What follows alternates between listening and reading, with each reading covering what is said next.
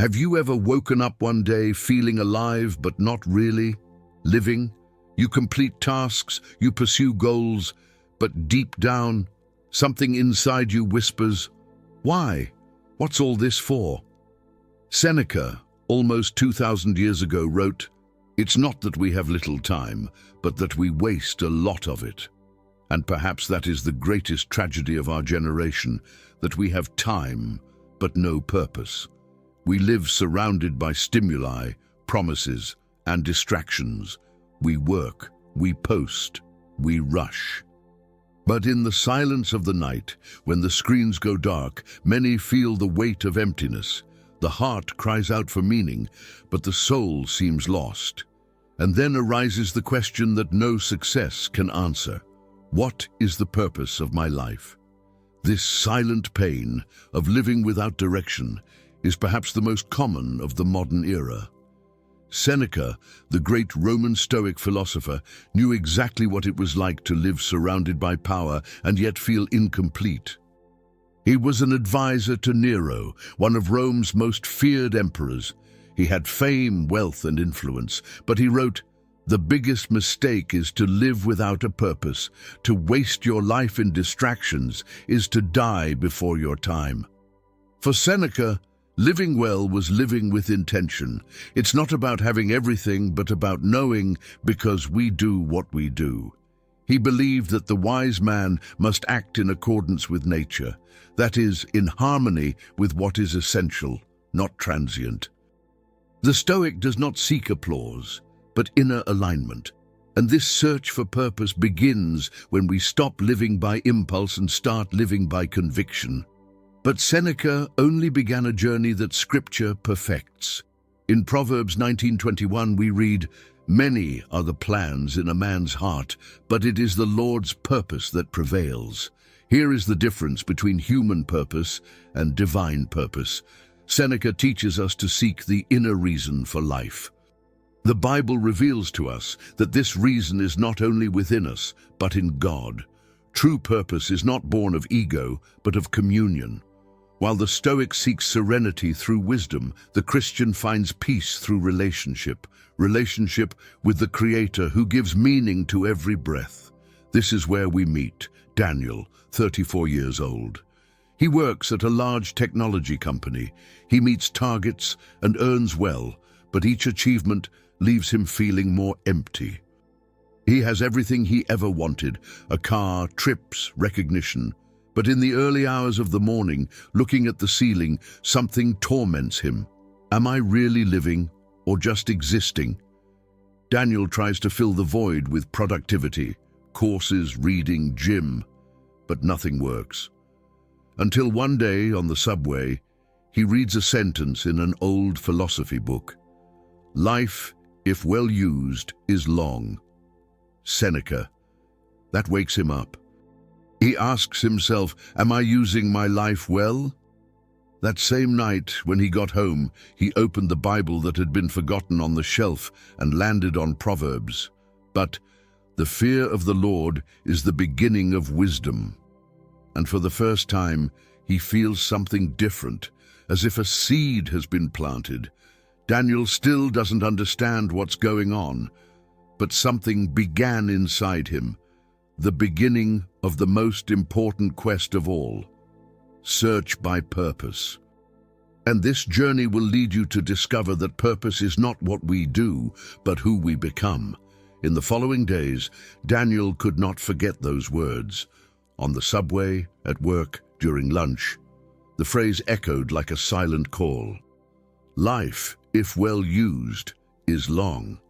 He begins to notice your routine, endless meetings, incessant notifications, empty conversations. You realize you are always busy, but rarely present. Time slips through his fingers, and the more he tries to produce, the more he feels he is wasting the most precious thing he has, life itself. One night, tired and restless, Daniel decides to do something unusual.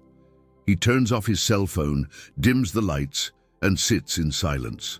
No music, no distractions, just him and his thoughts. It's uncomfortable, almost unbearable. But there, in the silence, he begins to see himself clearly. Your motivations, your fears. The pain of having lived to prove something and not to serve someone.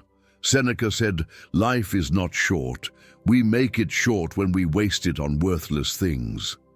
Daniel begins to understand. It's not the time that's missing, it's the purpose that's lost. Stoicism teaches that the wise man lives according to reason and virtue. He does not seek what he cannot control, but masters his intentions. Seneca wrote, "If we don't know which port we want to reach, no wind will be favorable." And Daniel realizes that he has been sailing without a harbor, carried by the wind of others, by society's standards, by algorithms. He then decides to chart a new path. Write in your diary, "From today on, I want to live with direction, not just movement." But something is still missing. Reason awakened him but did not satisfy him. He feels he needs something bigger than discipline and focus. He needs sense. One Sunday morning, Daniel enters a small church near his home. He didn't know what he was looking for. He just felt the urge to be there. The pastor read Proverbs 3:5-6. "Trust in the Lord with all your heart and lean not on your own understanding. In all your ways acknowledge him, and he will direct your paths." These words hit Daniel like a bolt of lightning. Seneca taught about aligning oneself with the rational nature of the universe, but here the Bible reveals something deeper. It's not about aligning yourself with the cosmos, but to the Creator. Purpose is not born from within, but comes from above. Daniel understands. He tried to make meaning with his own hands, but true purpose is received, not invented. It's a gift, not a project. And in that instant, a new peace envelops him. For the first time in years, he feels like he doesn't have to run anymore. Practical application, 3 clear steps. 1. Stop to listen to the silence.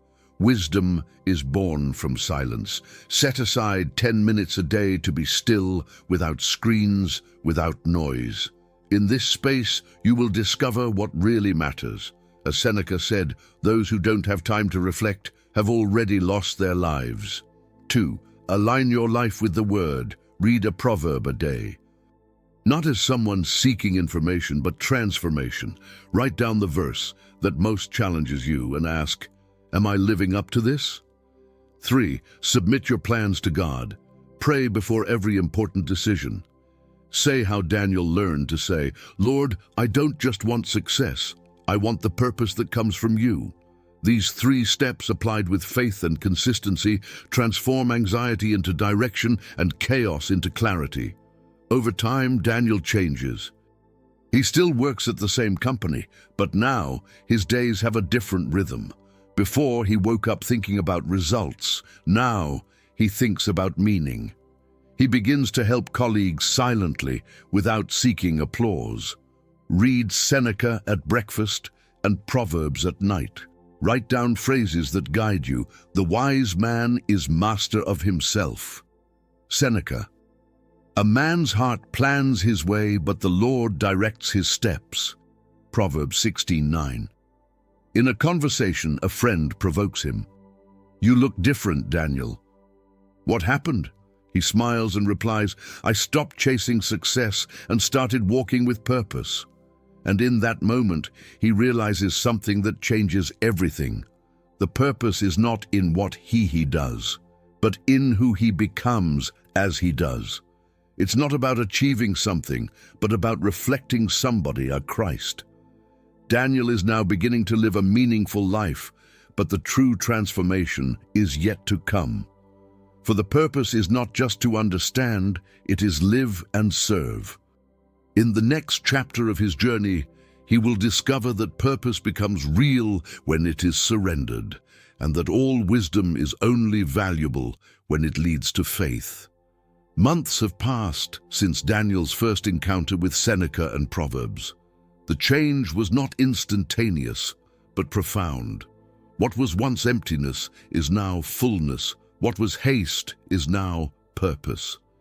Daniel still faces challenges, work goals, demands, moments of fatigue, but there's something different in his outlook. He no longer seeks meaning under the circumstances, but in God who is in them.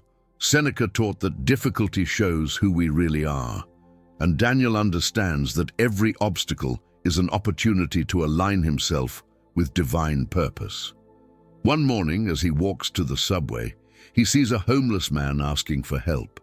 In the past, it would have passed in a hurry, but now something moves him. He approaches, offers coffee, and talks to the man. Discover his name, Elias. As Daniel listens to her story, he realizes there, in that simple encounter, is more purpose than in all the business meetings he's ever had. Because the purpose is not on the stage of visibility, but on the altar of compassion. Later, when he arrives at work, he writes in his notebook, "Today I found God in the face of a stranger." And in that instant, he understands. Purpose is to love.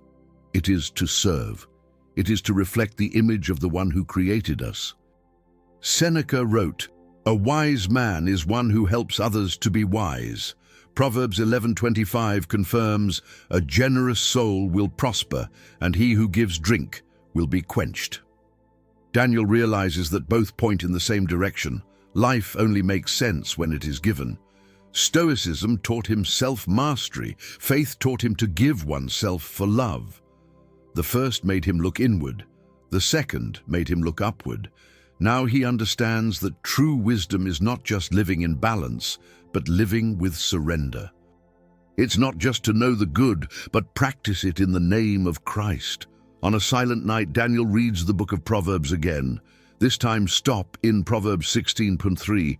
Commit to the Lord whatever you do, and your plans will succeed. He closes the Bible and prays quietly, "Lord, I surrender my plans to you. May each day be yours. May each step be guided by you. I don't just want to live. I want to honor you with the life you gave me." At that moment, he feels something he has never felt before. It's not emotion, it's presence, a peace that does not depend on circumstances, a silence full of meaning. It's as if the Holy Spirit says, "Now you understand. The purpose is not to conquer, but to trust." And tears stream down her face, not of sadness, but of surrender. The search is over. The purpose has been found. Days pass, and Daniel becomes a new person. He continues in the same job, but now he works with compassion. See your colleagues not as competitors, but as souls. He finds time to visit Elias every week, bringing food and words of hope. Little by little, others observe him and ask, "Daniel, what happened to you?"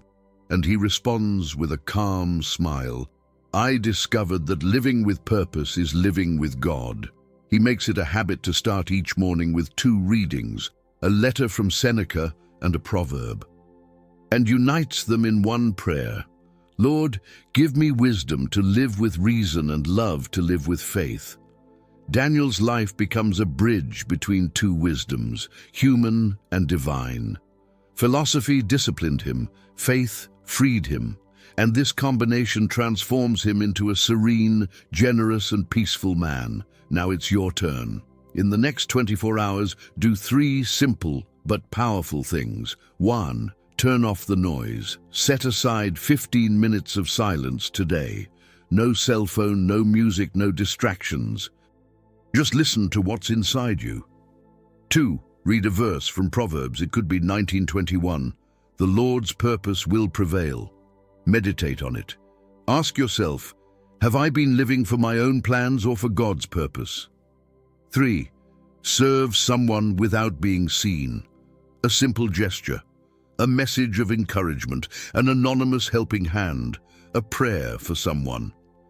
Purpose blossoms when life becomes service. Do this and watch as the Spirit of God begins to reorganize your mind and quiet your heart. If you, like Daniel, realize that you have spent a long time chasing after things that do not satisfy, today is the day to turn to the author of life. No matter how much time has passed, no matter how far you have strayed, the God who created you still has an eternal purpose for you. Jesus said in John 10:10, "I have come that they may have life and have it more abundantly." This abundance is not measured by achievements, but by communion. It is living with peace in the midst of chaos, with faith in the midst of doubt, with purpose in the midst of uncertainty. Close your eyes for a moment and pray, "Lord, teach me to live with purpose." May every step, every word, and every choice reveal your wisdom and your love. Make my life a reflection of you. Seneca's voice echoes through the centuries. Hurry to live well and think that each day is, in itself, a life. But now, in the light of Proverbs, we understand something greater. The beginning of wisdom is to fear the Lord. When we unite these two truths, reason and faith, wisdom and grace, we find the secret to a fulfilling life. It is not enough to understand the purpose. It is necessary to live the purpose. And that purpose has a name: Christ. If this video spoke to your heart, leave a comment. I want to live with purpose in God. Share with someone who needs to find their meaning in life again. And remember, true wisdom is not knowing much, but love well.